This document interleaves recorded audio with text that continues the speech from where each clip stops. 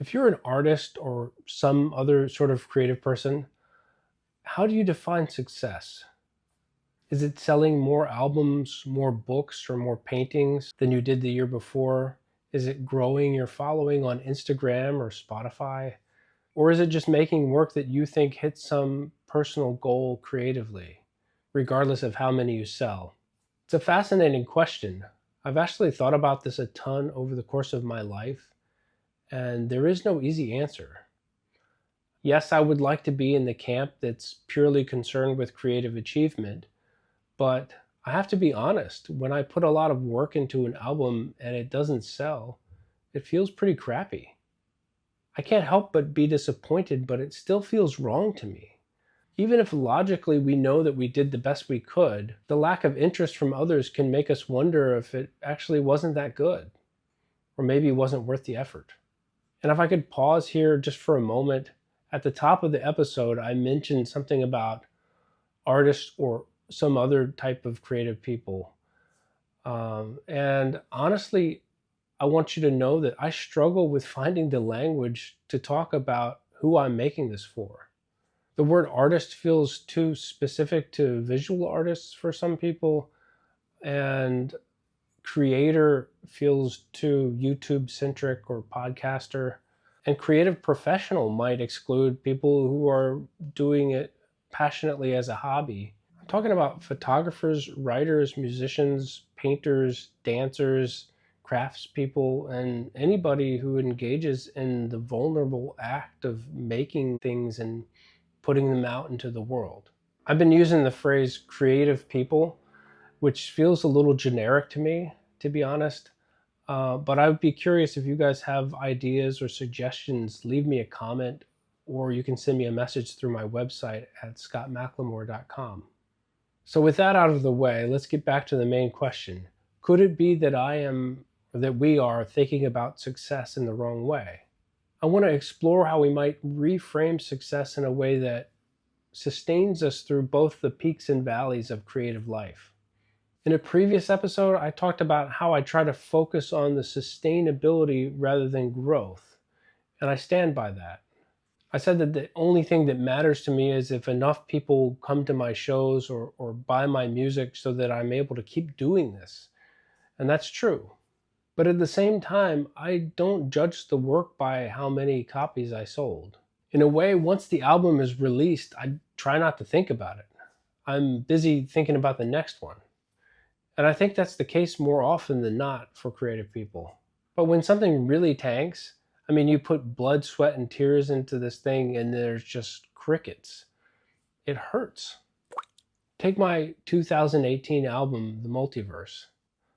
I spent months composing, flew in musicians, great musicians from Norway and France to play on it, and the studio wasn't cheap. We sold maybe 30 copies, CDs, when it first came out, and the streaming numbers were dismal. I had offered it as a vinyl pre-order on Bandcamp, and there were so few orders, I canceled the vinyl pressing. It makes you doubt yourself, your abilities, your life choices. But I've been doing this long enough to know that an album that we put out will eventually sell. And I'm not talking Taylor Swift numbers, but for a modern jazz album, it'll do all right. Maybe not that many people bought it when it was new, and maybe I had a hard time getting reviews because people didn't know me. But after putting out 4 or 5 albums over the years, gradually people start to notice, and when someone loves your newest album, there's a good chance they're going to check out your older stuff too. And I think that goes for books or movies or artwork, whatever. But the catch is, in order for that to happen, I have to keep doing it. I have to keep producing work.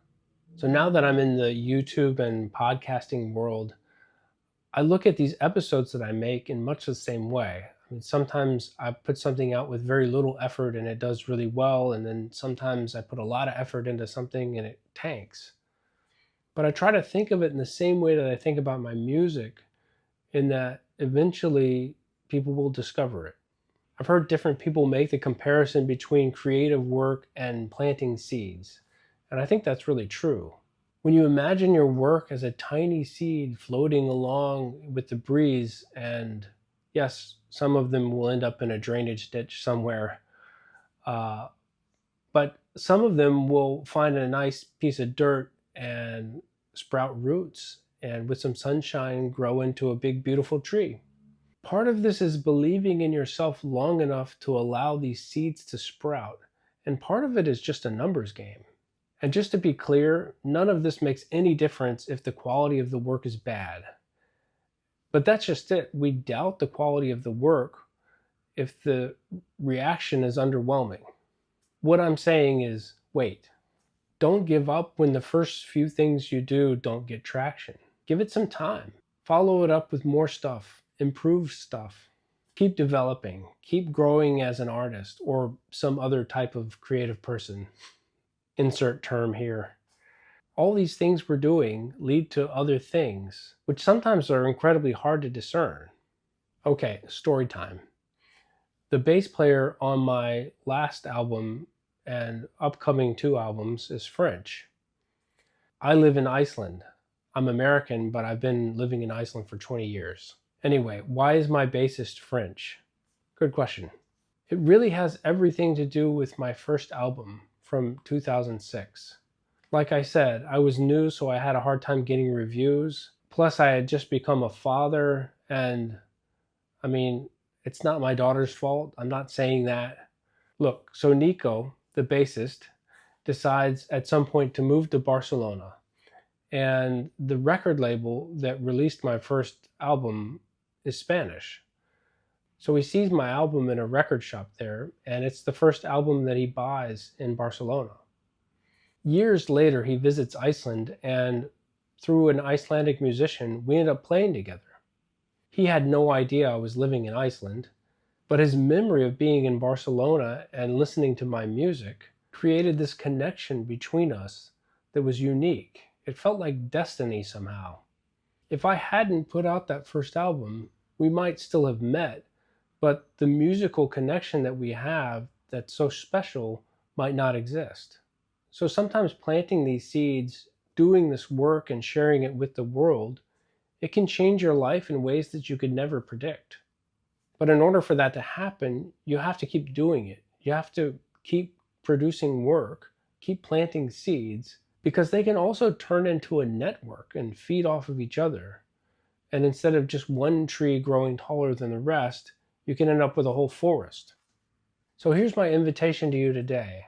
Redefine success as persistence, as the courage to keep planting seeds even though the harvest isn't immediate, as the wisdom to recognize that your creative forest grows in ways that you can't really see from where you stand.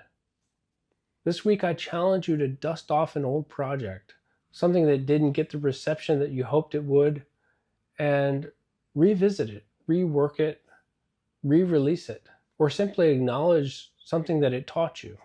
And please share your experience with me either through the comments here or at my website, scottmclemore.com. If you made it this far, you would probably enjoy the episode I did called How to Turn Constraints to Your Creative Advantage, which you can click on here. Thanks so much for hanging out. I'll catch you in the next episode. Until then, keep the flow.